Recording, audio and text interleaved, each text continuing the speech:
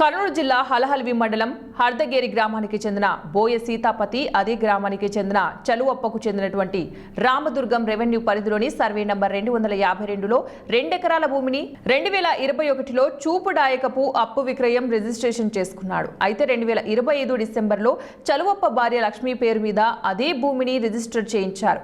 అయితే అప్పు ఇచ్చిన సీతాపతి విషయం తెలుసుకుని రిజిస్ట్రేషన్ తన పేరు మీద ఉండి ఈసీలో తన పేరు ఉన్నా తన ప్రమేయం లేకుండా తనకు ఎటువంటి అప్పు కట్టకుండా చలువప్ప భార్య పేరు మీద రిజిస్టర్ ఎలా చేశారని బాధితుడు సీతాపతి రిజిస్టర్ మల్లికార్జున రావును ప్రశ్నించారు.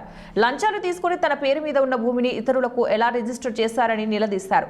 దీంతో పొరపాటు జరిగిందని రిజిస్టర్ను రద్దు చేస్తామని రిజిస్టర్ తెలిపారు. గ్రామం నేను ఒక వ్యక్తికి ₹150,000 అమౌంట్ ఇవ్వడం జరిగింది.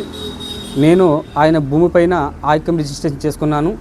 ఈ ఆయిక్యం రిజిస్ట్రేషన్ ఎప్పుడైతే నేను చేసుకున్నాను కానీ 2025 డిసెంబరు 20వ తారీఖున నా రిజిస్ట్రేషన్ పైన ఉన్నటువంటి నా పత్రం పైన వేరే తన ఇచ్చినటువంటి బయటగారి చెలువప్ప అనే వ్యక్తి నాకు ఇలాగా రిజిస్ట్రేషన్ అనేది తన భార్య మీద చేయడం జరుగుతూ ఉన్నది. అందుకోసమే ఇక్కడ నేను చాలాగా నష్టపోతూ ఉన్నాను.